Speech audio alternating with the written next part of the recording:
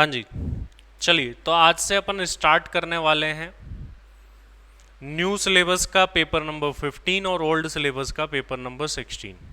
ठीक है, जो 2012 सिलेबस से 2016 सिलेबस आया, फिर 2016 से लेकर के जो है अभी 2022 सिलेबस आया। ये जो सब्जेक्ट है इसके सिर्फ पेपर नंबर बदलते हैं, बाकी कंटेंट हमेशा वही सेम रहता है। चाहे अपन इसकी बात कर ले या ओवरऑल सिलेबस की बात कर ले तो 5% का चेंज होता है, बाकी इंटर में तो फिर भी थोड़ा बहुत सिग्निफिकेंट चेंज हुआ है, बट फाइनल के अंदर सिलेबस चेंज होने के बाद भी कोई खास चेंज नहीं हुआ। इंटर में तो DT IDT अलग कर दिया, यहाँ हो जाता तो बहुत ही दिक्कत हो जाती। हालांकि पुराने टाइम पर, हमारे टाइम पर DT IDT फाइनल में भी एक था, तो ये कितनी मोटी सी 1800-1800 पेज की बुक थी, उसमें DT और IDT एक साथ ही आया करते थे दोनों। लेकिन अभी फिलहाल के लिए हमको अलग पढ़ना है। थोड़ा सा जो है इनडायरेक्ट टैक्सेशन के अंदर चेंज किया गया, मतलब पहले इंटर फाइनल में आप कंपेयर करोगे तो पूरा सेम IDT एक्सेप्ट 3-4-5 चैप्टर। अभी डिफरेंस कर दिया, इंटर में कम कर दिया थोड़ा कंपेरेटिवली, और फाइनल के अंदर जो है वो ज़्यादा कर दिया इनडायरेक्ट टैक्स।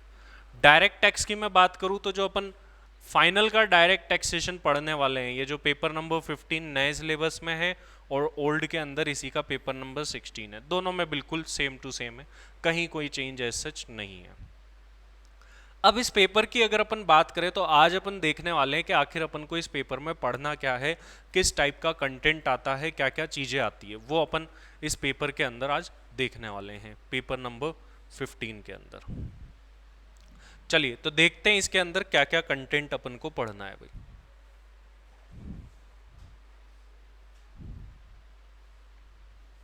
ऑनलाइन में सबको आवाज़ तो आ रही है ना भाई? फटाफट से बताओ एक बार मुझे।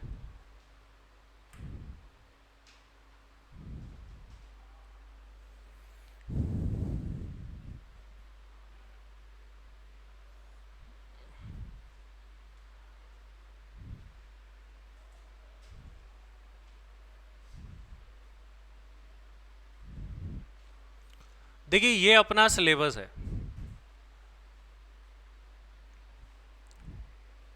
ठीक है, ये अपना सिलेबस है जो आपके सामने है। पहले तो इसके बारे में बात करते हैं कि इसमें हमको क्या पढ़ना है क्या नहीं पढ़ना।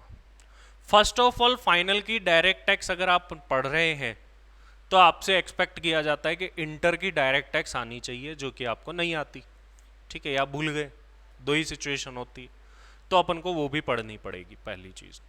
तो ये सिलेबस जितना दिख रहा है उससे ज़्यादा है कंपेरेटिवली, लेकिन जो दिख रहा है पहले उसकी बात कर लेते हैं। वेटेज वाइज चेंज किया गया है थोड़ा न्यू सिलेबस के अंदर।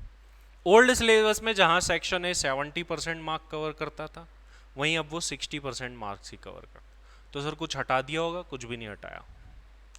और जो हमारा सेक्शन बी है इंटरनेशनल टैक्सेशन, वो पहले 30% था, 40% हो गया, तो कुछ ऐड कर दिया होगा? कुछ ऐड नहीं किया, वही सेम टू सेम है, थोड़े बहुत माइनर चेंजेस है तो है। तो अपना जो डायरेक्ट टैक्सेशन है वो दो पार्ट में बटा हुआ है एक तरीके से देखे। सेक्शन ए जो है अपना, वो है अपना 60% पार्ट। इसके अंदर ये बहुत सारे चैप्टर दिख रहे हैं। सर ये क्या है? देखो इसके बारे में बात करते हैं। ये जो पहला चैप्टर है अपना, ये बड़ा इंपॉर्टेंट है भाई। आप 60% की बात करें तो उसमें से 20 मार्क्स का, मतलब 60 में से 20 to 25 मार्क्स का यही चैप्टर आता है आखिर। ये असेसमेंट है, इसके अंदर assessment of company, assessment of firm, assessment of AOPBI, trust वगैरह बहुत सारे चैप्टर्स आते हैं।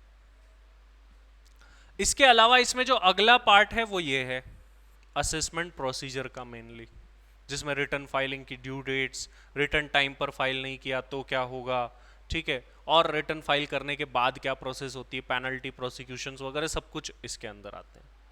तो ये वाले जो चैप्टर है, ये यहाँ तक के आप चैप्टर लोगे तो ये सब प्रोसीजरल पार्ट है, पेनल्टी, ग्रेवियंस, रिट्रेसल वगैरह सब। इसके अंदर आप देखोगे तो कोई प्रैक्टिकल न्यूमेरिक क्वेश्चन आपको नहीं मिलेगा। जैसे पहला चैप्टर है, प्रैक्टिकल न्यूमेरिक क्वेश्चंस टाइप भी मिलेंगे अपन को, लेकिन इनके अंदर हमको कोई प्रैक्टिकल न्यूमेरिक क्वेश्चंस नहीं मिलेंगे। वहीं मैं एक और चैप्टर की बात करूं, दैट इज बिजनेस रीस्ट्रक्चरिंग। ये भी एक इंपॉर्टेंट चैप्टर में, बट ये बिजनेस रीस्ट्रक्चरिंग जो चैप्टर आप देख रहे हैं, ये रिलेट करता है किससे? कैपिटल गेन से। तो हम जब कैपिटल गेन पढ़ेंगे तब इस चैप्टर को साथ में पढ़ेंगे। मतलब कैपिटल गेन पहले आना चाहिए, उसके बाद ही बिजनेस रिस्ट्रक्चरिंग चैप्टर आएगा। इसके बाद में कुछ और different aspect, CBDT and other authority, e commerce, ICDS, black money और कैश स्टडी, ये चैप्टर्स है। ये जो चैप्टर्स है ना, ये लेस इंपॉर्टेंट कैटेगरी है। यहां से जो देखो, यहां से लेकर यहां तक लेस इंपॉर्टेंट। कई बार तो ऐसे होता है कि ये आते ही नहीं है एग्जाम में। कुछ अटेम्प्ट ऐसे भी गए जिनके अंदर ये मिले ही नहीं अपन को, एग्जाम्स में ही नहीं आए, ऐसे भी गए। अब ये पढ़े कैसे, हमारा बेस क्या रहने वाला है, अपन कैसे पढ़ने वाले। अगर आप इस स्टडी मैट को देखेंगे डायरेक्ट टेक्स्ट फाइनल में, देखो इंटर में काफी सारे क्वेश्चंस है इंटर के स्टडी मैट में, बट फाइनल के स्टडी मैट में क्वेश्चंस ही नहीं। तो हम पढ़ेंगे कैसे? पढ़ने के लिए अपने दो सोर्स होने वाले हैं। स्टडी मैट तो अपना मेन बेस होता ही है, जिसको हमें हमेशा पढ़ना होता है। दो बुक से अपन पढ़ेंगे, एक होगी अपनी कंसेप्ट बुक और एक होगी अपनी क्वेश्चन बैंक।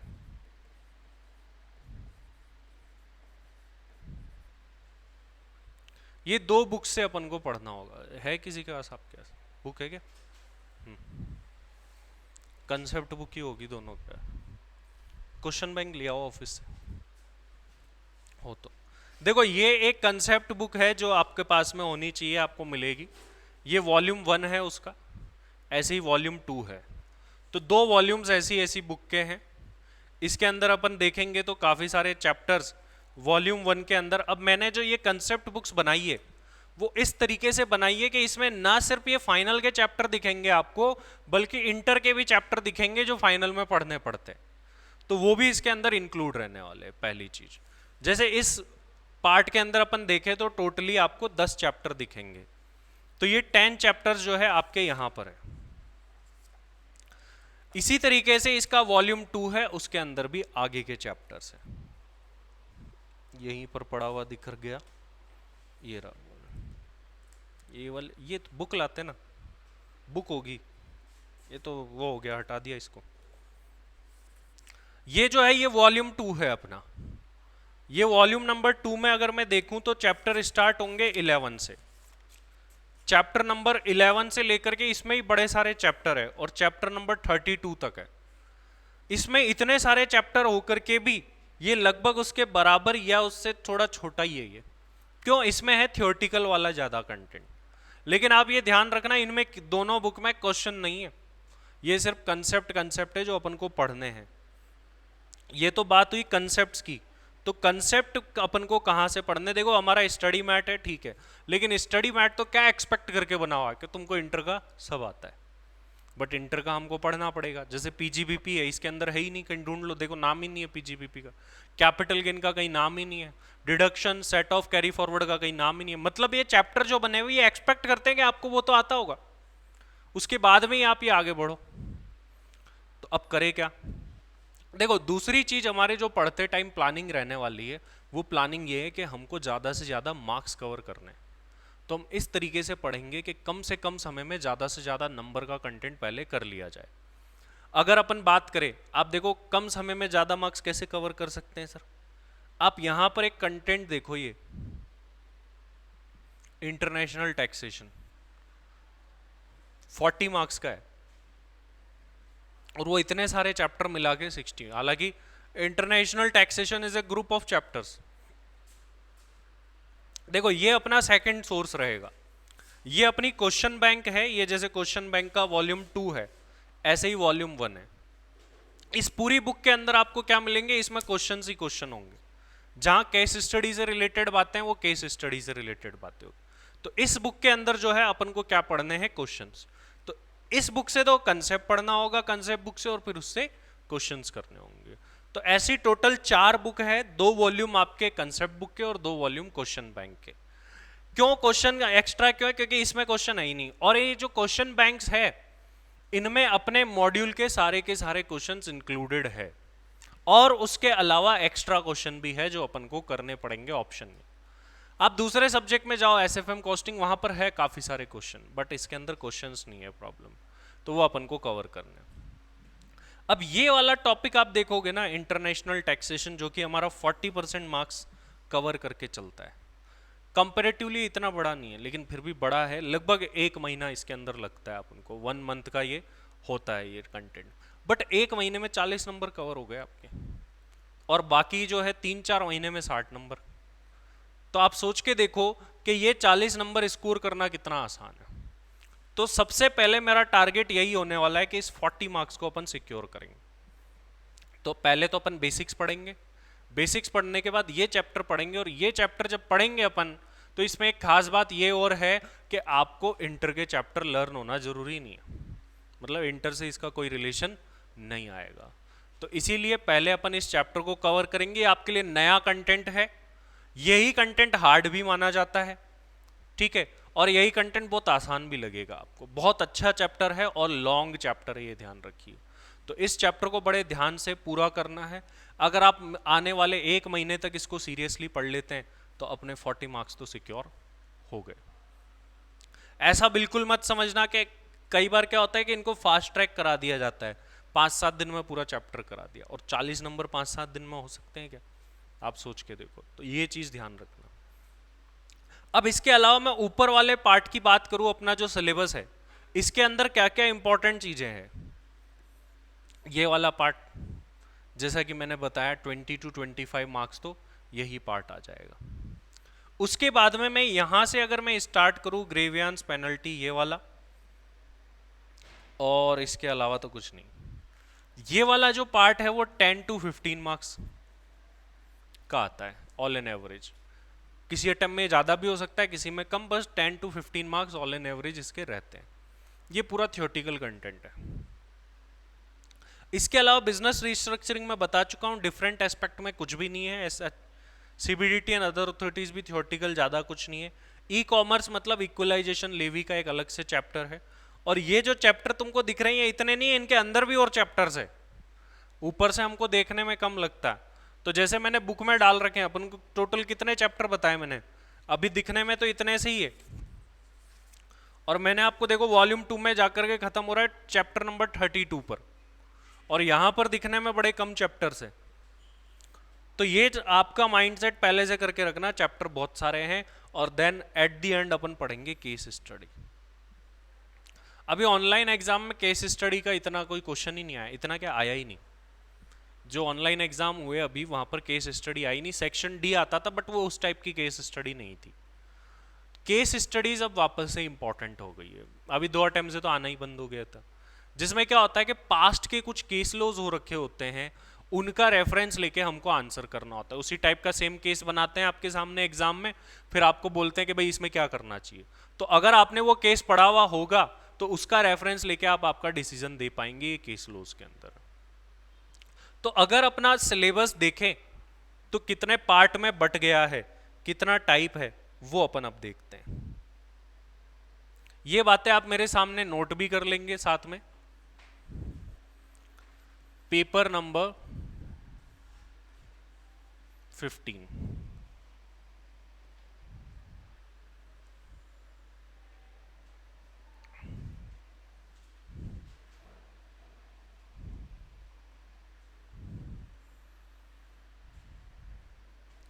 दो पार्ट में बटा हुआ पूरा का पूरा सिलेबस।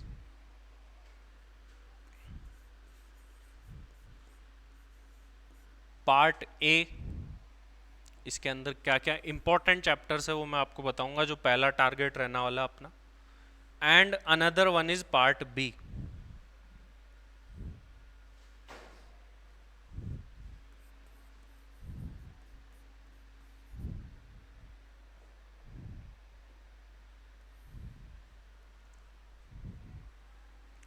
पार्ट ए के अंदर हमको क्या क्या पढ़ना है।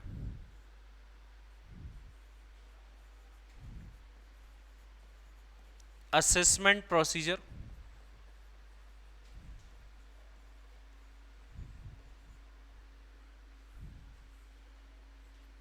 इसी के टाइप में assessment of various entity,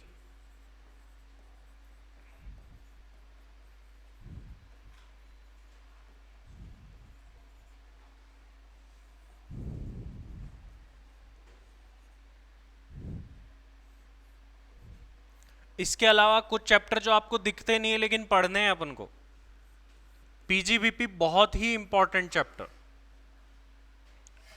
PGBP अपन को आना ही आना चाहिए, तो ये अपन को पढ़ना पड़ेगा। कैपिटल गेन पूरा तो नहीं आता, लेकिन 50% चैप्टर काम आता है, तो इट्स बेटर कि अपन पूरा ही पढ़ ले, कुछ छोड़ना कुछ करने से अच्छा। इसके अलावा deductions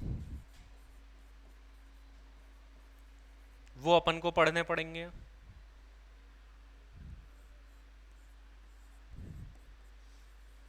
set of and carry forward ये भी अपन को पढ़ना पड़ेगा, पार्ट ए के अंदर ये सब कुछ।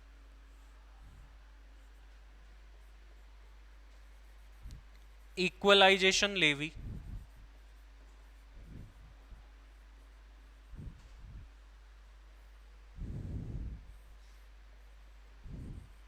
एडवांस रूलिंग, देखो एडवांस रूलिंग को मैं उसमें भी रख सकता हूं क्योंकि वो उससे भी रिलेट करती है इंटरनेशनल टैक्स से, और इधर भी रख सकते हैं अपन।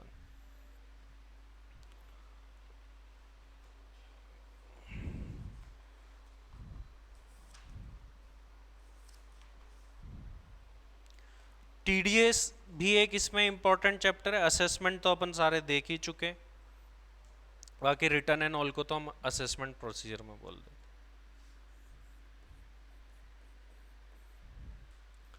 ये चैप्टर से इनके अलावा फिर ब्लैक मनी एक्ट, किसी के पास काला धन है तो क्या, हालांकि इंपॉर्टेंट नहीं है ये।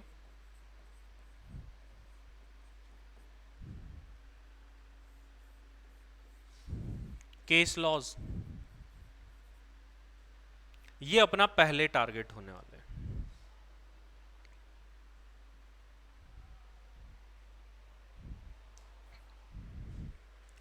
अब काफी सारे बच्चों का इन चैप्टर्स में एक क्वेश्चन और आता है, सर सेक्शन याद करना जरूरी है क्या? सेक्शन ही याद नहीं होते, ऐसे नहीं होते। देखो सेक्शन के कोई नंबर नहीं होते एग्जाम में। आप ऐसे एग्जाम में है ना प्रोविजन मत लिखो, सेक्शन लिख दो।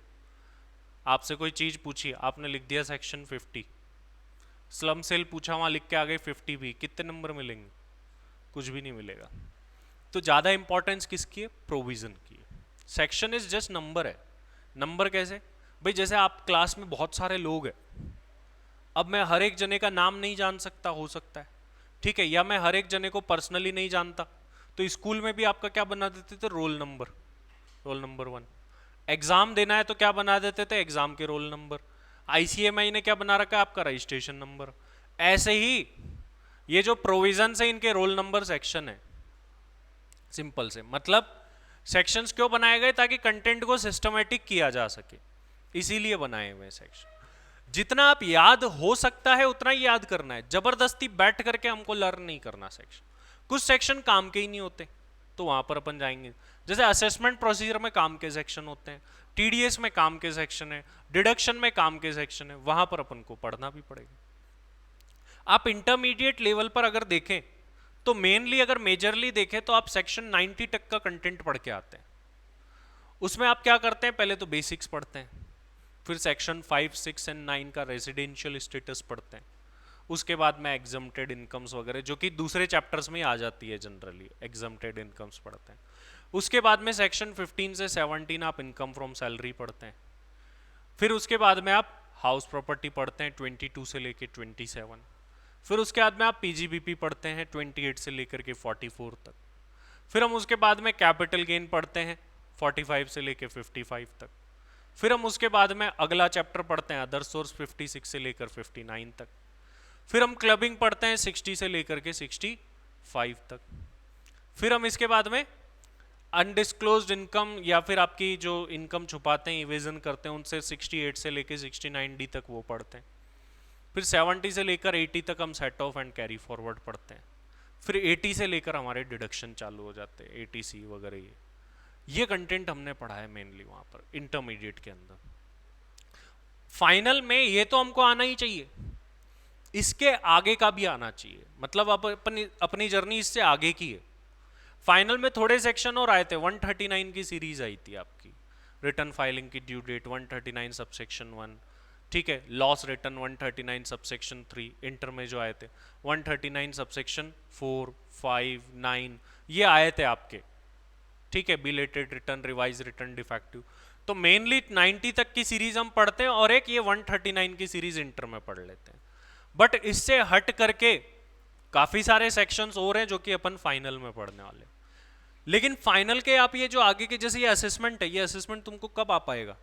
जब तुमको पीजीबीपी आता होगा, डिडक्शन आता होगा और थोड़ा बहुत सेट ऑफ आता, नहीं तो ये नहीं हो सकता। तो ये आपस में जुड़े हुए चैप्टर से सारे के सारे, तो एक से जुड़े हुए, और पहले अपन को इंटर वाला कंटेंट या पीजीबीपी पढ़ना पड़ेगा, या अपन को कैपिटल गेन पढ़ना पड़ेगा। बीच में इसमें कुछ चैप्टर है जो कि आप उनकी नॉलेज के बिना पढ़ सकते हैं। असेसमेंट ऑफ ट्रस्ट हो गया, बिजनेस ट्रस्ट हो गया, real estate trust, investment trust and all, ये जो है ये अपन पढ़ सकते हैं असेसमेंट ऑफ वेरियस एंटिटीज। और वहीं इधर दूसरी तरफ पार्ट बी देखे तो पार्ट बी किसका है? अपना इंटरनेशनल टैक्सेशन का।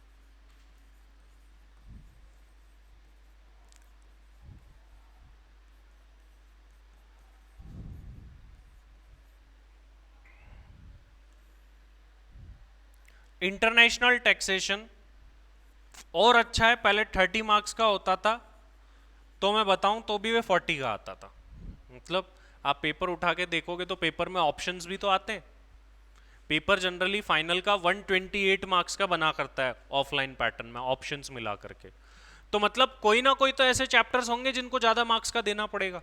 तो उसमें इंटरनेशनल टैक्स भी जो 30 का बोला जाता था वो 40 तक, 45 तक भी एग्जाम में, इवन एक अटेम्प्ट में 48 मार्क्स तक का भी आया हुआ है इंटरनेशनल टैक्सेशन।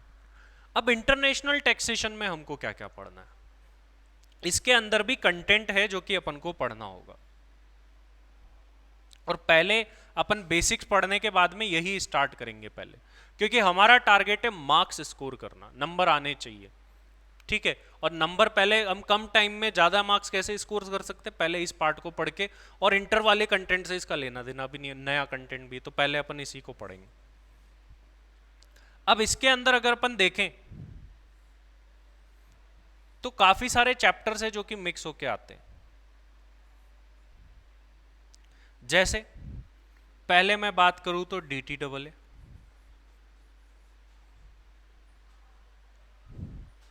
ट्रांसफर प्राइसिंग भी इसका हिस्सा है।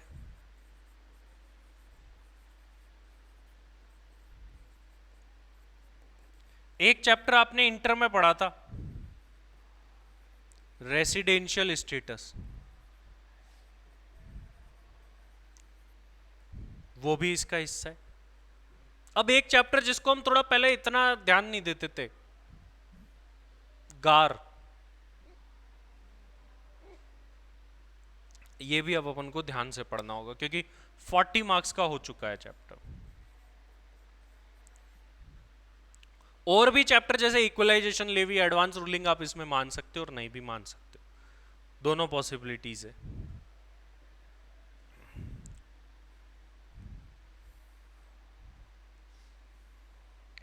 तो ये अपना मेन सिलेबस होने वाला है, और सबसे पहले ध्यान रखिएगा, सबसे पहले अपन को यही टारगेट रखना। यहां तक की सारी बातें सभी को क्लियर है? अगर किसी का कोई भी क्वेश्चन है तो पूछ सकते हैं।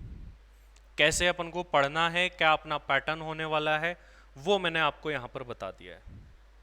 ऑनलाइन वाले फटाफट से बताइए मुझे, क्या आपको इतनी बात क्लियर है? अब ये जो असेसमेंट ऑफ वेरियस एंटिटीज है, इसमें ही बहुत सारा कंटेंट है। काफी सारा कंटेंट अपन को बुक में नहीं दिखेगा। अगर मैं आपको यहां पर ले जाऊं तो बुक में डिटेल भी दे रखी है, अगर आप यहां आगे जाते हैं। आप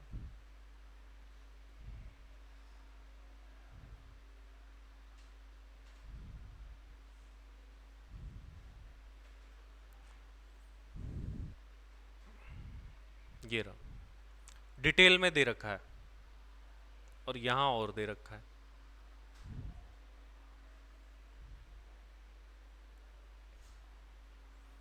असेसमेंट के अंदर क्या है? अभी सर यहां तो 4 दिख रहे हैं, 4 चैप्टर होंगे, इसके अंदर भी और है। तो आप ये भरोसा ना करें कि सर यहां पर इतना दे रखा है तो इतना ही पढ़ना है, अपन को इससे ज्यादा पढ़ना है, इस बात का ध्यान रखें। इसके अलावा आप देखेंगे टैक्स मैनेजमेंट रिटर्न में return of income, assessment procedure, late fees, penalty, survey, search, seizure, appeal, penalty, business restructuring में देखो अमालगमेशन, डीमर्जर, स्लम सेल जो आप इंटर में ही पढ़ते हैं। ये बाकी सेक्शन इंटर में इतने ध्यान से नहीं पढ़ते, लेकिन यहाँ पर यही इंपॉर्टेंट है। सेक्शन 47 का कंटेंट है मेनली, है व्हाट इज नॉट ट्रांसफर, उस पर ये पूरा चैप्टर डिपेंड करता है।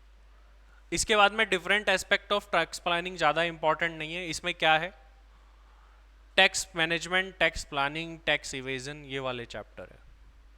सीबीडीटी एंड अदर अथॉरिटीज कुछ खास है नहीं। E commerce, equalisation levy, ICDS, black money, case study आ गई उसके बाद। ये अपना डीटी डबल है जो अपन ने पहला टॉपिक अभी अभी लिखा था। ट्रांसफर प्राइसिंग अपना सेकंड टॉपिक, और यहाँ से कंटेंट किस कैसा आएगा, प्रैक्टिकल कंटेंट। प्रैक्टिकल कंटेंट आएगा, बड़े क्वेश्चंस आएंगे, वो अपन को सॉल्व करने पड़ेंगे। और लेकिन एक खास बात है, क्या खास बात है, इंटरनेशनल टैक्सेशन में जो अपन क्लास में करेंगे ना वैसा ही क्वेश्चन आपको एग्जाम में मिलना है। क्यों? क्योंकि इसके बड़े लिमिटेड क्वेश्चन है, पैटर्न पे चलते हैं एक। तो अगर अपन इसके 30-40 क्वेश्चन भी कर लेते हैं, 40 क्वेश्चन मान लीजिए, तो वैसे उसी में से मिलेगा कुछ, लेकिन 40 क्वेश्चन के लिए कंटेंट आना पहले जरूरी है। और ये गार दे रखा है यहाँ पर। अब लेकिन अपन इस मॉड्यूल में अपन आगे जाए, अब यहां पर देखो डिटेल में वेरियस एंटिटी में ये और नाम आ गए। तो जैसे जैसे आप आगे जाओगे और डेप्थ आता जाएगा। मतलब कंपनी का असेसमेंट है, बिजनेस ट्रस्ट का है, सिक्योरिटाइजेशन का है, इन्वेस्टमेंट फंड का है, रिलीजियस और चैरिटेबल ट्रस्ट, लोकल अथॉरिटी और म्यूचुअल कंसर्न्स का है। तो अपन क्या करते हैं, इन चैप्टर्स को ऐड ऑन कर लेते हैं ताकि हमें ध्यान रहे। अभी असेसमेंट ऑफ वेरियस एंटिटीज है ना, यहां पर एक स्टार बना दो भाई। और ये चैप्टर भी अपन को ध्यान रहने चाहिए कि सर ये भी हमको पढ़ने हैं।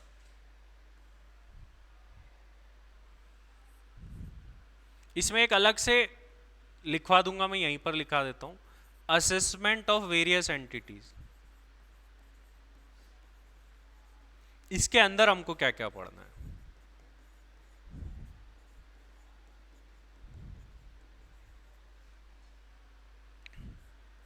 इसके अंदर हमको पढ़ना है असेसमेंट ऑफ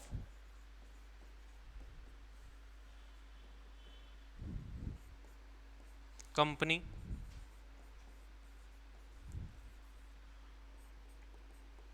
फर्म,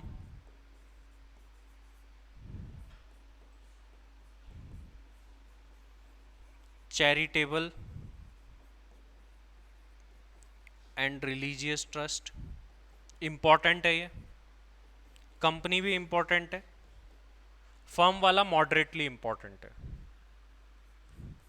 कंपनी वाले के साथ में ऐसे लिख दो and MAT, minimum alternate tax. MAT बड़ा इंपॉर्टेंट हो गया है, इसमें कुछ अमेंडमेंट्स भी आए। इंड एस के साथ भी इसका रिलेशन है, वो जब अपन पढ़ेंगे तब जानेंगे इस चैप्टर।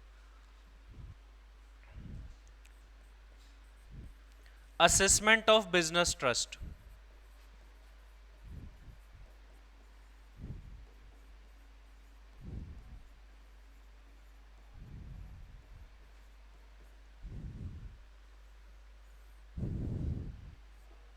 ये मॉडरेटली इंपॉर्टेंट, कम important chapter. Assessment of local authority and mutual concerns.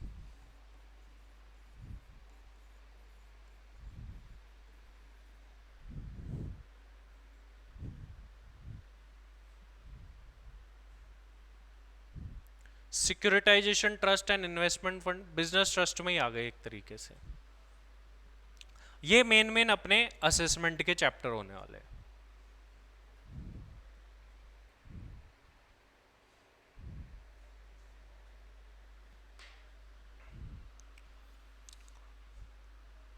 और ये पार्ट ए में बेसिक्स भी ऐड कर दो।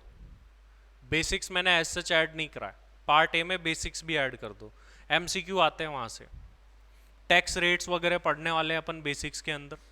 टैक्स की रेट्स क्या क्या है, जो कि आपने इंटरमीडिएट में ही पढ़ी होगी, फिर से अपन को रिकॉल करनी पड़ेगी। मार्जिनल रिलीफ वगैरह काफ़ी जगह पर आ जाती है, तो वो भी अपन को यहाँ पर पढ़नी पड़ेगी। तो सारी की सारी चीज़ें अपन को यहाँ पर पढ़नी है बेसिकली। तो ये सारा अपना कंटेंट होने वाला है। इसमें किसी का कोई भी सवाल हो, डाउट हो तो बताइए। कहाँ से पढ़ना है, कैसे पढ़ना है, ये सारी बातें क्लियर कर दी अपन ने। और किसी का कोई डाउट हो तो बताइए।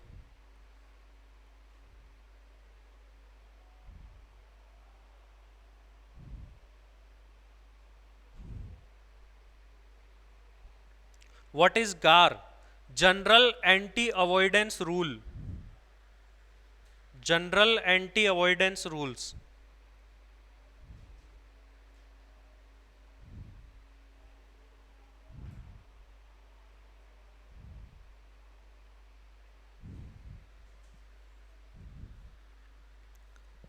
क्लियर है सारी बातें? ठीक है, बेसिक्स तो अपन नेक्स्ट क्लास से ही स्टार्ट करेंगे। हाँ जी, ऑनलाइन वाले फटाफट से बता दीजिए, क्या आपको ये सारी बातें क्लियर है? और अब पहला चैप्टर जो अपन पढ़ने वाले हैं, जो कि अभी तो नहीं स्टार्ट करेंगे, बेसिक्स ऑफ डायरेक्ट टैक्स या इनकम टैक्स, वो बेसिक्स अपन पढ़ेंगे। हाँ जी, फटाफट से बताइए। ठीक है, जानवी, इशिका, हाँ जी, कविता, नेहल, बाकी लोग, सारे लोग फटाफट से बताओ।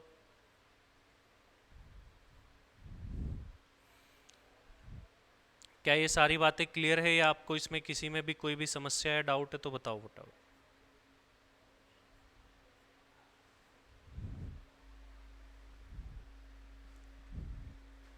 चलिए, तो नेक्स्ट क्लास से अपन स्टार्ट करेंगे बेसिक्स। आज के लिए इतना ही।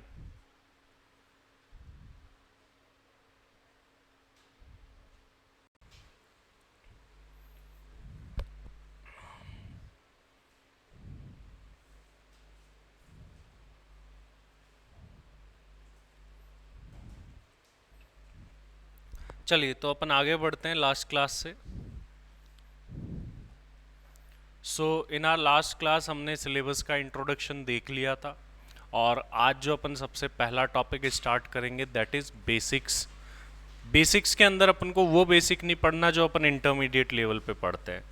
अपन को कुछ टैक्स रेट्स रिकॉल होनी चाहिए, ताकि अपन कहीं भी टैक्स क्योंकि कहीं भी टैक्स निकालना आ सकता है। यहाँ पर कोई भी चैप्टर पढ़ेंगे हमको टैक्स निकालना पड़ेगा, तो इस वजह से जो है टैक्स कैलकुलेशन इज इम्पॉर्टेंट।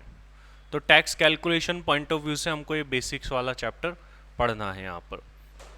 तो अपन जो अपना पहला चैप्टर यहाँ पर स्टार्ट करने वाले हैं, बेसिक्स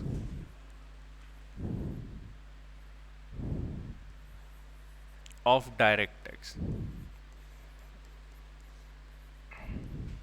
अब ये जो बेसिक्स है एक्चुअली,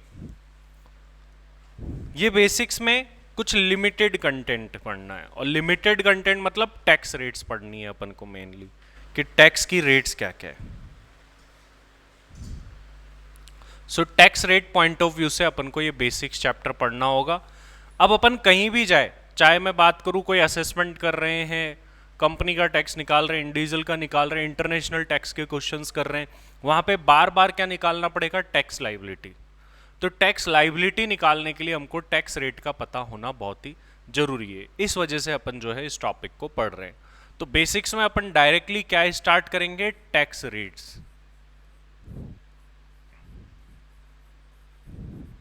अब आपको ये बताने की जरूरत तो है नहीं कि एसएससी क्या होता है, असेसमेंट ईयर क्या होता है, प्रीवियस ईयर क्या होता है, ये पता है आपको। 5 हेड्स होते हैं, ये पता है आपको। तो ये बातें आपको बताने की जरूरत नहीं है। तो इसीलिए यहाँ पर इंटर में तो ये बहुत ही एंड में आता है, बेसिक्स में यहाँ पर आपके पहला टॉपिक ही यही है। तो इससे आपको फील आनी चाहिए कि तुम फाइनल में आ गए हो।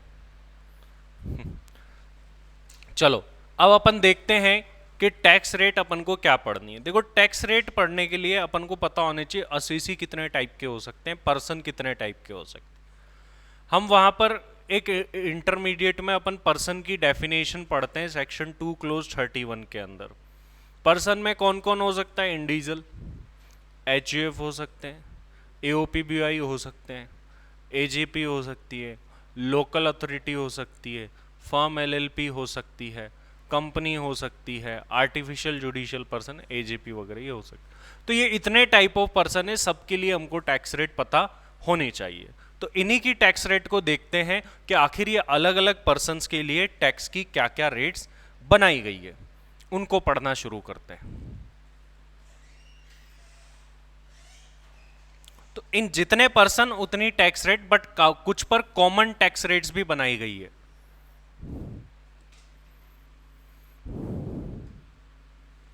अगर हम सबसे पहली टैक्स रेट्स की बात करें तो ये टैक्स रेट है इंडिविजुअल के लिए, एचयूएफ के लिए, एओपी के लिए, बीओआई के लिए एंड एजेपी के लिए। तो पहली टैक्स रेट इन सब के लिए होने वाली है। इन सब के ऊपर किस रेट से टैक्स लगेगा? स्लैब रेट से टैक्स लगेगा इन सब के ऊपर। इन सब के ऊपर स्लैब रेट से ही टैक्स लगता है। स्लैब रेट्स अपन देखेंगे क्या होती है। इसके बाद में जो सेकंड पार्ट आता है भाई, सेकंड पार्ट में कौन आएगा? Firm, LLP and local authority.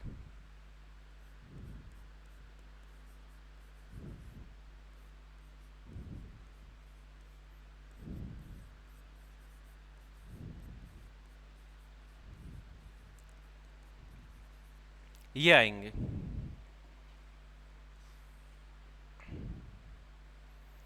इनके ऊपर टैक्स की रेट क्या होगी सर?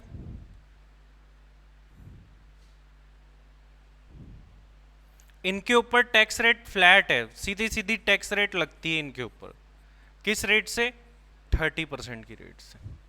तो इनके ऊपर सीधा सीधा 30% की रेट से टैक्स लगता है।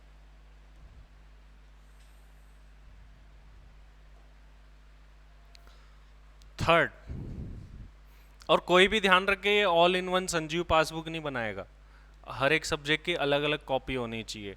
ऐसे नहीं सब में चल रहा है, इसमें भी वही, इसमें भी वही, इसमें भी वही।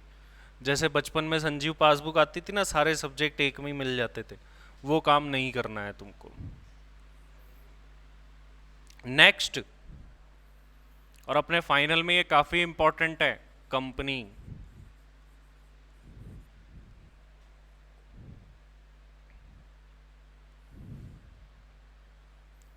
कंपनी पर टैक्स की रेट क्या है सर?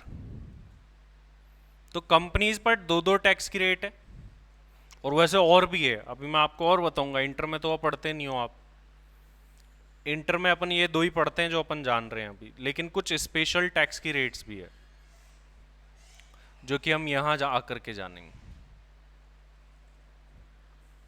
कंपनी पर अगर आप डोमेस्टिक कंपनी है, इंडियन कंपनी भी जिसे हम बोलते हैं, उनके लिए टैक्स की रेट अलग है।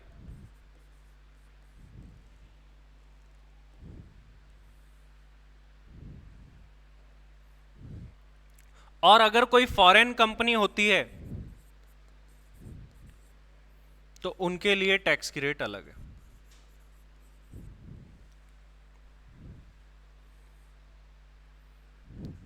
डोमेस्टिक कंपनी पर टैक्स की रेट कितनी है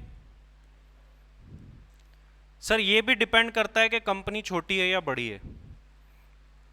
देखो फॉरेन के ऊपर तो सीधी सीधी टैक्स रेट लग जाती है। कितनी लग जाती है? 40%। 40% की रेट से टैक्स लग जाता है फॉरेन कंपनी पर। लेकिन डोमेस्टिक कंपनी पर ऐसा नहीं है।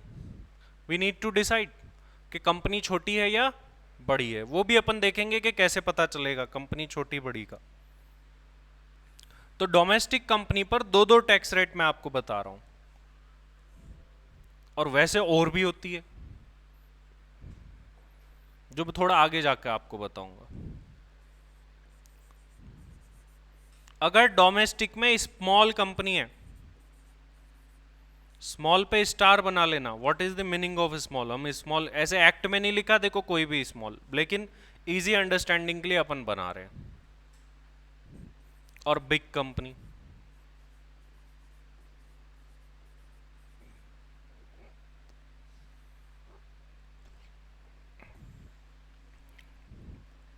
अगर मैं बात करूं छोटी कंपनी पर टैक्स की रेट की, तो टैक्स रेट कितनी है?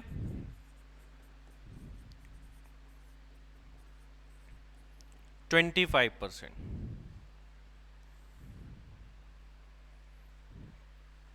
और वहीं बड़ी कंपनी पर टैक्स रेट की बात करूं तो कितनी है?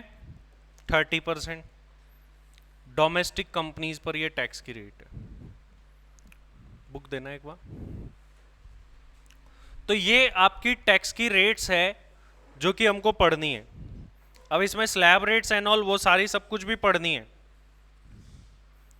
सरचार्ज वगैरह आपका इसी में आता है, मार्जिनल रिलीफ इसी में आती है।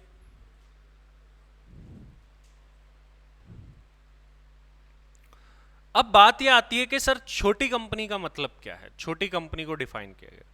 स्मॉल कंपनी बोला गया कि ऐसी कंपनी जिसका टर्नओवर 1920 में, ठीक है ध्यान से समझना, क्या बोला? 1920 में 400 करोड़ तक था।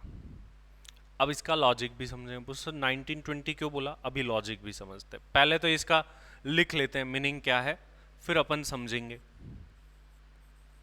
स्मॉल किसे माना गया भाई?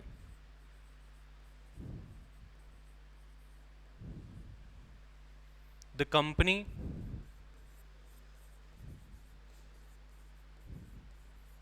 whose turnover in previous year बोल लो या फाइनेंशियल ईयर बोल लो, 2019-20 was up to rupees 400 crore।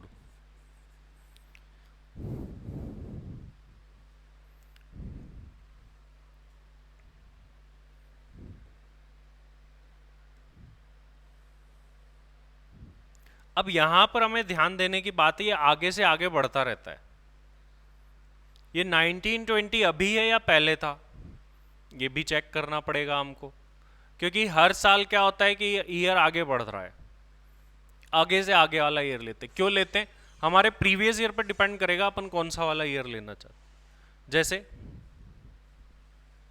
ध्यान से समझना, अभी इस 1920 को ना लिखे, ठीक है, लिख लिया तो भी कुछ ना, अभी चेक करो पहले, फिर देखो कैसे इसको सोचना। प्रोविजन एक बार छोड़ दो, आप इसको प्रैक्टिकली समझो कि यहाँ पर 1920 क्यों लिखा, या 1819 क्यों, या 2021 आता है, तो वो क्यों आता है भाई, ऐसा क्यों है? अपने प्रीवियस ईयर पे डिपेंड करेगा कि अपन को कौन से ईयर का टर्नओवर देखना। अपना प्रीवियस ईयर क्या है? अब अपना अगर अपन जून या दिसंबर 23 में एग्जाम देते हैं तो उनके लिए प्रीवियस ईयर क्या चलेगा? 22, 23। और असेसमेंट ईयर क्या चलेगा? 23, 24। अब देखो ध्यान से, 22, 23 जो है ईयर वाइज कैलकुलेशन समझना आप। ये मान लो ये 22, 23 है, इसमें तो हम इनकम अर्न करेंगे और इनकम अर्न करके टैक्स पे करेंगे। इस प्रीवियस ईयर के लिए तो हमको टैक्स रेट देखनी है, लेकिन आप एक बात बताओ कि इस प्रीवियस ईयर में जो फाइनेंस एक्ट लग रहा है, जो कानून लग रहा है, हर साल जो बजट आता है, वो फाइनेंस एक्ट कौन से साल का लगेगा? फाइनेंस एक्ट 22 लगेगा, 22 में ही आता है, ठीक है, फरवरी में आ जाता है 22 में। तो 22-23 के ऊपर जो फाइनेंस एक्ट लगेगा वो फरवरी 22 में बना हुआ है। जब फरवरी 22 के अंदर लॉ मेकर बैठ करके ये फाइनेंस एक्ट बना रहे हैं,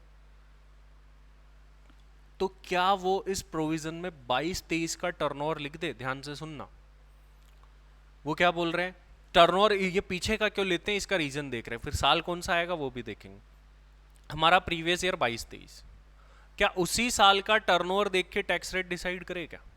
फिर लोग मैनिपुलेशन कर देंगे। पहली बात, वही कोई थोड़ा सा ऊपर जा रहा होगा उसको नीचे ले आएगा कुछ ना कुछ करके, या फिर अभी किसी रेट साल के लिए एडवांस टैक्स जमा कराना होता है तो तुम एडवांस में टैक्स जमा ही नहीं करा पाओ, बोलो मुझे तो अभी यही नहीं पता मेरे पे टैक्स रेट क्या लगेगी, 25 लगेगी या 30 लगेगी। बोला ऐसा नहीं चाहिए, बोला इस साल का टर्नओवर तो देखना ही नहीं है तुमको क्यों? क्योंकि ये साल तो चल रहा है, इसका टर्नओवर तो अगले साल फाइनल होगा, तो अगले साल जमा कराओगे क्या टैक्स? कई सारे लोगों को तो एडवांस में भी तो टैक्स जमा कराना होता है। तो बोला ये तो साल नहीं चल सकता। बोला 22-23 के टर्नओवर का तो कोई लॉजिक ही नहीं है, ये वैसे भी अभी शुरू नहीं हुआ, इसका कुछ हुआ नहीं है, तो इसको तो लेने का लॉजिक नहीं है। बोला सर इसके लिए टैक्स रेट डिसाइड करनी है लेकिन इसका टर्नओवर नहीं देखेंगे। बोला कोई बात नहीं, इसका मत देखो। बोला फिर? बोला जो इससे पिछला साल है 21-22 उसका ले लेते हैं, उसका टर्नओवर तो मिल ही जाएगा आपको। बोला लॉ मेकर बोला देखो पहली बात तो हम ये लॉ कब बना रहे हैं, कौन से महीने में? फरवरी में। तो पहली चीज तो ये, तुम एक बात बताओ, क्या 21-22 खत्म हो गया है क्या? 21-22 कब खत्म होगा? मार्च में जाकर के, पहली बात। और साल खत्म होते ही क्या बुक्स ऑफ अकाउंट्स और टर्नओवर फाइनल हो जाता है क्या? नहीं, उसके बाद तो प्रोसेस चलती है, ऑडिट होती है, अक्टूबर में जाके फाइनल होगा। बोला अक्टूबर तक रुके क्या? फिर ये ऐसे ही फिर से आके बोल देगा, बोलेगा देखो इस साल का टर्नओवर तो वैसे ही नहीं ले सकते तुम, अक्टूबर का टर्नओवर, अक्टूबर तक पिछले साल की ऑडिट वगैरह कंप्लीट होकर रिटर्न भरेगा। चलो अक्टूबर नहीं तो 30 सितंबर, तब तक तो करेगा ही अगला ऑडिट। अब एक बात बताओ, बोला सर हमारा तो प्रीवियस ईयर अप्रैल से चालू हो गया, अप्रैल मई जून जुलाई अगस्त सितंबर, 6 महीने तक आपके बुक्स ऑफ अकाउंट्स बनाने में और ऑडिट में लग जाएंगे, तो हम टैक्स की रेट क्या ले सर? छोटी वाली कंपनी के ले ले या बड़ी वाली के ले ले? बोले पिछले साल के टर्नओवर के बेस पर ले लो। बोला वो तो फाइनल ही नहीं हुआ। बोला फिर इस साल को भी छोड़ो एक बार। बोला फाइनल हो भी गया तो क्या गारंटी तुमने सही बनाया, ऑडिट थोड़ी ना हुई है। जब तक तुम्हारे बुक्स ऑफ अकाउंट्स क्लोज करके ऑडिट नहीं हो जाती तब तक हम उस साल के टर्नओवर पे भरोसा नहीं करेंगे। तो बोला यार इसको भी हटा दो, फिर इस साल को तो करा ही नहीं और इस साल को भी कंसिडर मत करो। बोला इससे पीछे चलते हैं, और इससे पीछे कौन सा साल आया होगा? 20-21। बोला तुम फरवरी 22 में बैठे हो, 20-21 चला गया? बोला चला गया। बोला उसकी ऑडिट होके बुक्स ऑफ अकाउंट्स क्लोज हो गए? बोले बिल्कुल हो गए, अक्टूबर 21 में ही हो गए। बोला देखो ये बुक्स ऑफ अकाउंट्स पूरे कंप्लीट हो रखे हैं ना, इस पे तो कोई संदेह नहीं है आपको? बोला नहीं, इसके अकाउंट्स भी कंप्लीट है, इनकी ऑडिट भी है, इसका रिटर्न भी फाइल्ड है, इस पे हमको कोई संदेह नहीं है। तो बोला एक काम करो, तुम इस साल का टर्नओवर देखो।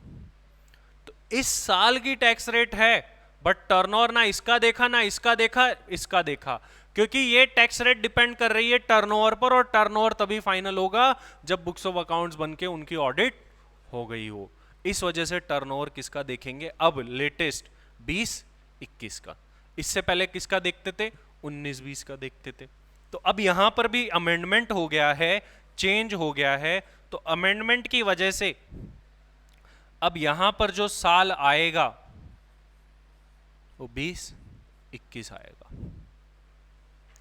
So this is the amendment, ये चेंज हो गया है, तो इसका जरूर से ध्यान रखें।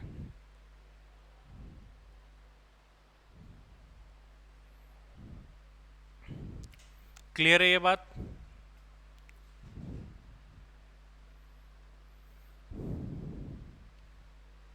तो ये तो हमने बातें पढ़ ली कंपनी पर टैक्स रेट। कंपनी अगर डोमेस्टिक है तो छोटी बड़ी देखनी पड़ेगी, बड़ी है तो डायरेक्टली 40%, लेकिन इधर तो हमको देखना पड़ेगा छोटा और बड़ा। अब स्लैब रेट की बात कर लेते हैं सर। ये अपन को क्या होता है, कई बार इस प्रोविजन को रट लिया जाता है, रटना नहीं है, अपन को समझ के चलना है कि ये प्रोविजन में ऐसा क्यों डाला गया होगा, ऐसी चीज क्या जरूरत आ गई कि प्रोविजन को ऐसे डिजाइन किया गया। चलो आगे बढ़ते हैं, अब स्लैब रेट्स देख लेते हैं कि सर स्लैब रेट क्या क्या है।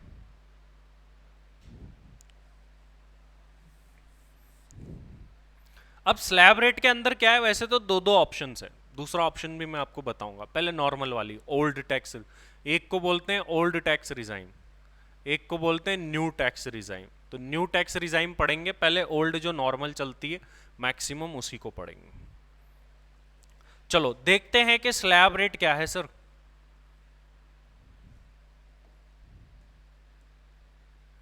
स्लैब रेट को सेपरेटली अपन नोट कर लेते हैं, ज्यादा बेटर रहेगा।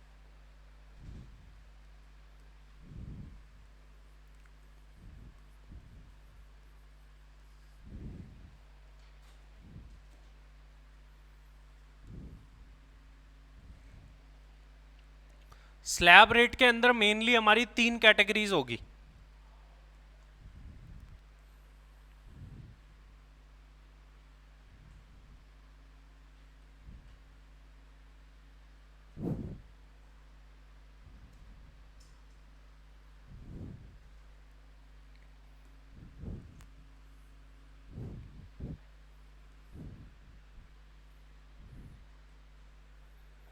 पहली कैटेगरी की जो टैक्स रेट है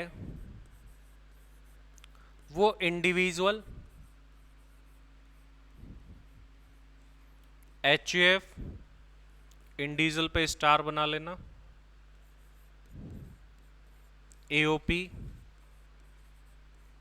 बीओआई, एजेपी, इन सब के ऊपर लगती है फर्स्ट कैटेगरी वाली टैक्स। ये सबके ऊपर लगेगी।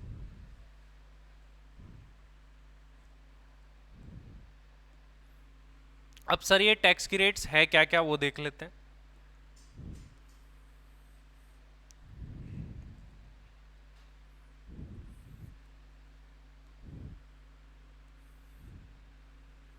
एक तरफ अपन लेंगे इनकम, एक तरफ अपन लेंगे टैक्स रेट।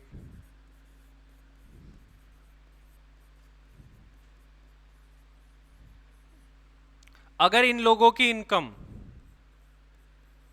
अप टू 2,50,000 है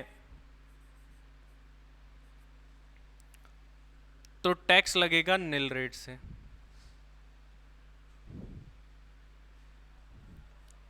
और 2.5 लाख से ज्यादा बट अप टू 5 लाख कितना लगेगा?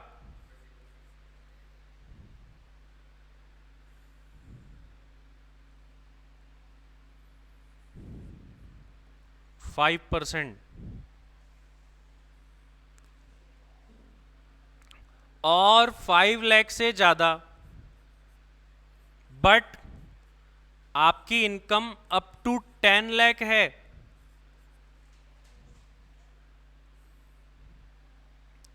तो टैक्स किस रेट से लगेगा? 20%। और अगर इनकम 10 लाख से भी ज्यादा है तो टैक्स लगेगा 30% की रेट से। अब यहां पर मैंने इंडिविजुअल वर्ड बोला था आपको, इंडिविजुअल पर स्टार। कौन कौन से इंडिविजुअल आ जाएंगे? देखो इन इंडिविजुअल्स में कौन कौन से हैं। इस इंडिविजुअल में आता है सबसे पहले कोई रेसिडेंट इंडिविजुअल जिसकी एज बिलो 60 हो, वही वाले इंडिविजुअल्स आएंगे। नॉन सीनियर सिटीजन जो होते हैं वो वाले फर्स्ट। सेकंड इसमें आते हैं नॉन रेसिडेंट इंडिविजुअल। ये बहुत ही इंपॉर्टेंट पॉइंट है, ध्यान रखना।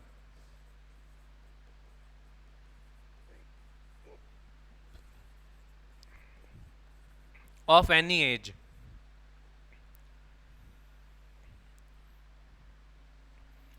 नॉन रेसिडेंट की एज कितनी भी हो वो हमेशा इसी में आएगा। मतलब नॉन रेसिडेंट को सीनियर सिटीजन और सुपर सीनियर सिटीजन का बेनिफिट नहीं मिलता, वो बेनिफिट नहीं मिलेगा।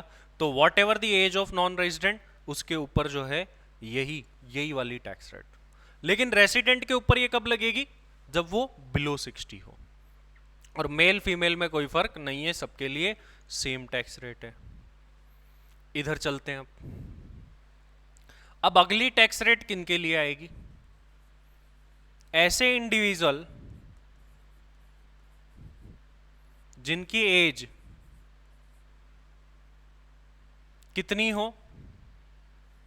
60 ईयर और मोर हो।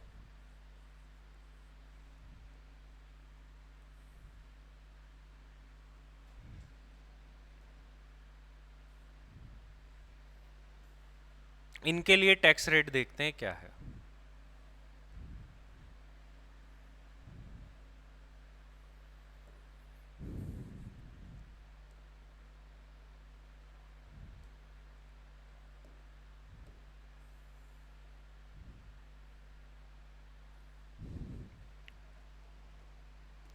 अब इनमें बस थोड़ा सा डिफरेंस आएगा, बाकी तो सब कुछ सेम रहेगा।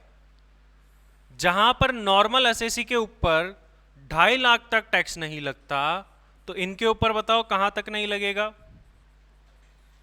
ये एमसीक्यू में आता है फाइनल में, कई बार, बहुत बार आ रखा है। तो इन लोगों के ऊपर 3 लाख तक नहीं लगता। तो अप टू 3 लाख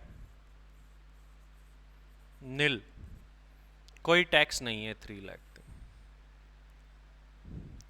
लेकिन 3 लाख से ज्यादा, अब तो सब सेम है, बट अप टू 5 लाख हो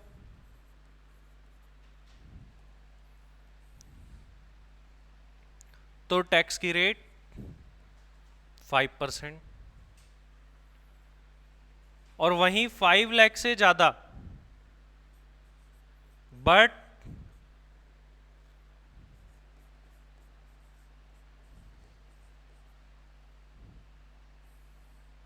अप टू 10 लाख हो तो 20%,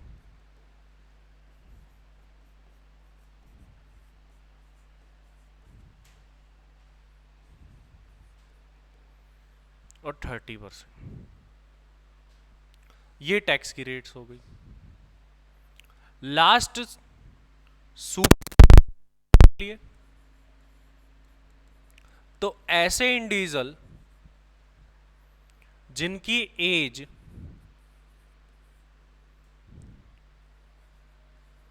80 ईयर और मोर है,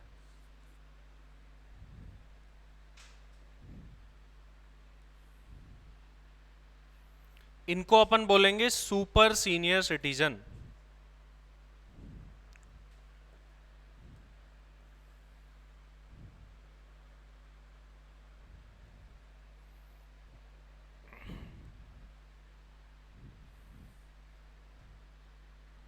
सुपर सीनियर सिटीजन के ऊपर 5 लाख तक टैक्स नहीं लगता।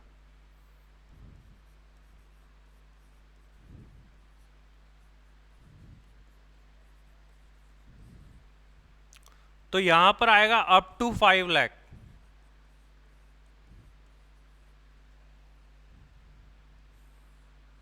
कोई टैक्स नहीं।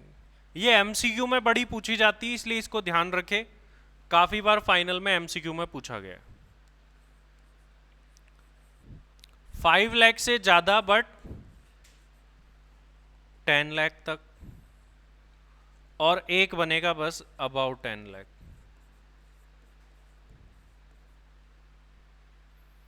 तो यहां पर डायरेक्टली 20% एंड 30% है।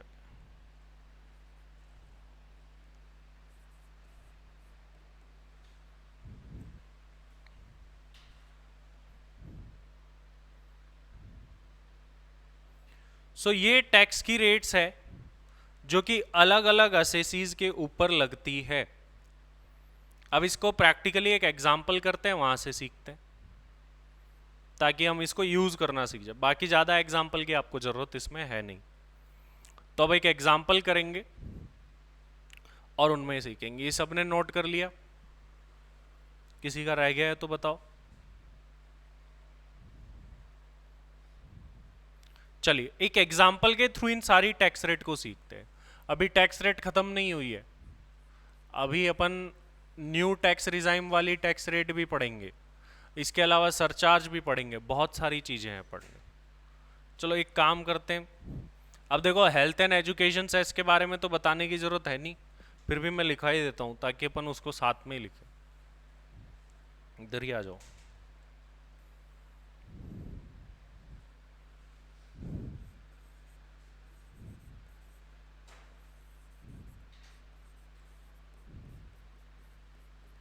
Rate of health and education cess 4%।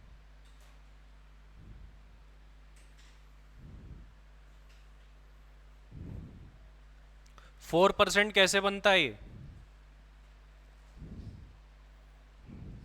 ये जो 4% बनता है ये कैसे बनता है? इसमें 2% सेकेंडरी एजुकेशन सेस होता है,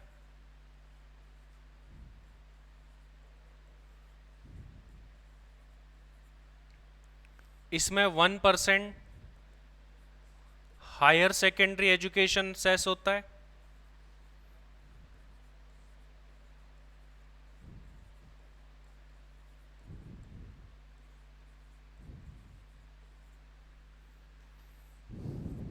और 1% हेल्थ सेस होता है। टैक्स में और सेस में क्या डिफरेंस है? टैक्स जनरल पर्पस के लिए लिया जाता है, सेस हमेशा किसी स्पेसिफिक पर्पस के लिए ही होगा, और सेस का पैसा गवर्नमेंट उसी पर्पस के यूज में ले सकती है जिसके नाम से वो लिया जा रहा है। अब रिबेट भी पढ़ लेते, फिर टैक्स एक साथ ही निकालना सीख लेंगे।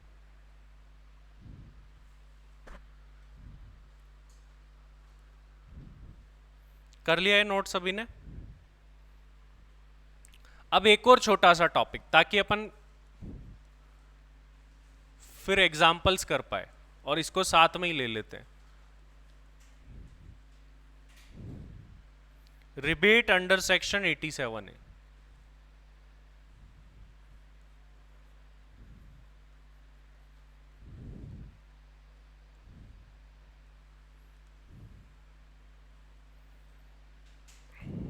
देखिए गवर्नमेंट ने क्या किया है, ऐसे असेसी कौन से वाले, जो कि रेसिडेंट इंडिविजुअल है पहली बात। तो ये जो भी अपन रिबेट की बात करने जा रहे हैं, ये किन पर एप्लीकेबल है? पहली बात तो इंडिविजुअल, दूसरी बात रेसिडेंट। रेसिडेंट इंडिविजुअल जो भी लोग हैं, उन लोगों के टैक्स में कुछ रिबेट दी है। कैसे रिबेट दिए? बोला जो भी रेसिडेंट इंडिविजुअल है, अगर उनकी total income up to 5 lakh rupees है, टोटल इनकम मतलब ग्रॉस टोटल इनकम में से डिडक्शन देने के बाद में जो इनकम आती है वो, अगर वो अप टू 5 लाख रुपीज है, तो हम उनको 87A सेक्शन में क्या देंगे? रिबेट देंगे। कितनी देंगे? मैक्सिमम 12,500 की देंगे। अगर आपका टैक्स उससे कम है तो रिबेट कम हो जाएगी, और अगर आपका टैक्स उससे ज़्यादा है तो रिबेट ज़्यादा हो जाएगी। नहीं भाई, ज़्यादा कहाँ से हो सकती है? जब मैंने बोल दिया मैक्सिमम 12,500, तो ज़्यादा नहीं हो सकती। मैक्स टू मैक्स कितनी मिलेगी?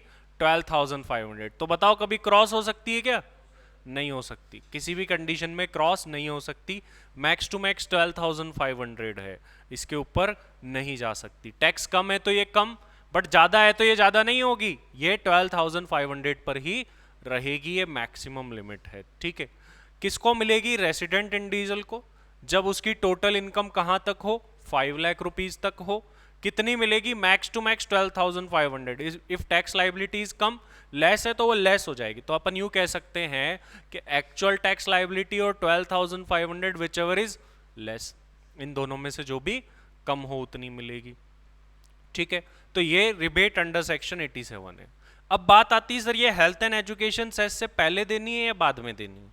देखो जो सेस लगता है वो लगता ही तब है जब आपका टैक्स फाइनल हो गया हो, और टैक्स फाइनल तभी होगा जब आप 87A की रिबेट दे देंगे। तो 87A की रिबेट पहले दी जाती है हेल्थ एंड एजुकेशन सेस से।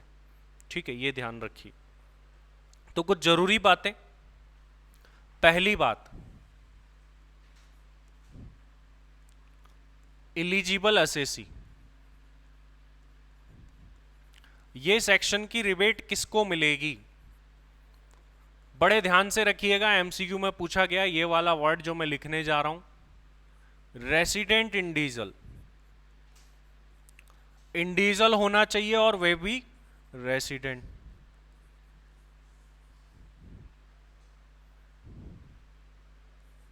सेकंड क्वेश्चन आता है कब मिलेगी? व्हेन। तो जवाब क्या है इसका? जब टोटल इनकम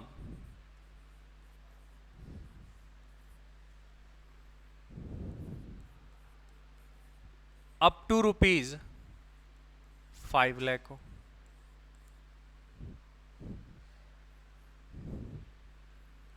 थर्ड क्वेश्चन आता है हाउ मच, कितनी मिलेगी? Least of the following, 2 point में से जो भी कम आ जाए।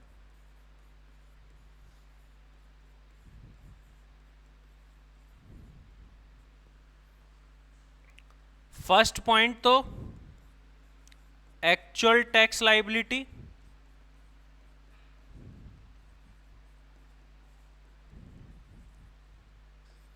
And second one is 12,500। इन दोनों में से जो भी कम हो। इतनी मिलेगी, विच एवर इज लेस।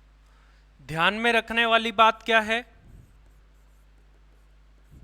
ये हेल्थ एंड एजुकेशन सेस से पहले ही दी जाती है। This rebate is given before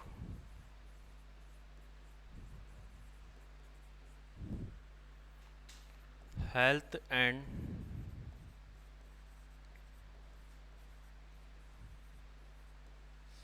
education cess, health and education cess से ये पहले ही दी जाए। चलो अब एक एग्जाम्पल मैं आपको दे रहा हूं, इस पे टैक्स आपको निकालना है, एक तरीके से होमवर्क समझ लीजिए। Calculate tax liability in following cases.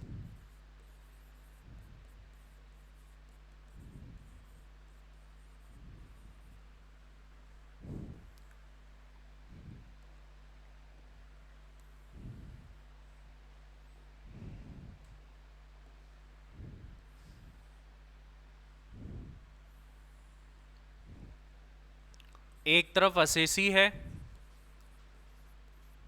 और एक तरफ उनकी टोटल इनकम है। फर्स्ट वन असेसी है इंडिविजुअल।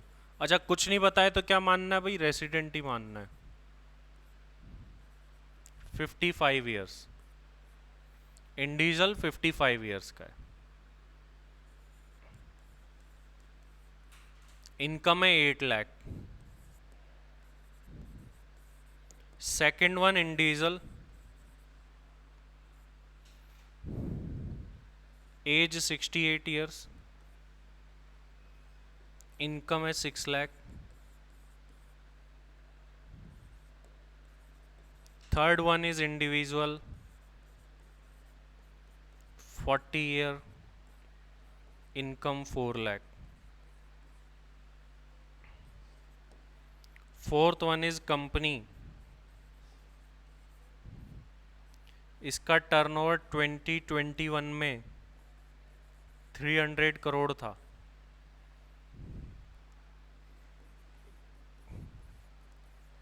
इनकम है 40 लाख।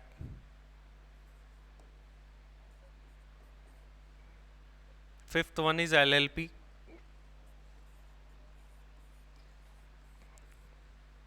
$15 लाख।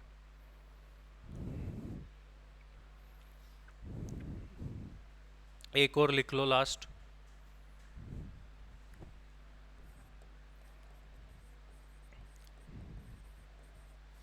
फॉरेन कंपनी है,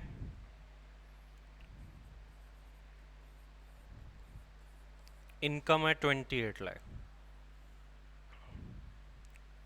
अब पूरा सब कुछ लगा करके निकालना है हेल्थ एंड एजुकेशन सेस वगैरह, और एक्सपेक्ट है भाई कि फाइनल में आ गए तो वो कैसे लगाते हैं वो आता है, टैक्स के ऊपर ही लगता है हेल्थ एंड एजुकेशन सेस 4%। तो ये आपको होमवर्क में कर लेना है क्वेश्चन, इसमें नेक्स्ट क्लास में आगे बढ़ेंगे, बाकी की tax rate, surcharge and all, marginal relief, वो सारी बातें अपन पढ़ेंगे नेक्स्ट क्लास। चलिए आज के लिए इतना ही, मिलते हैं नेक्स्ट क्लास के अंदर।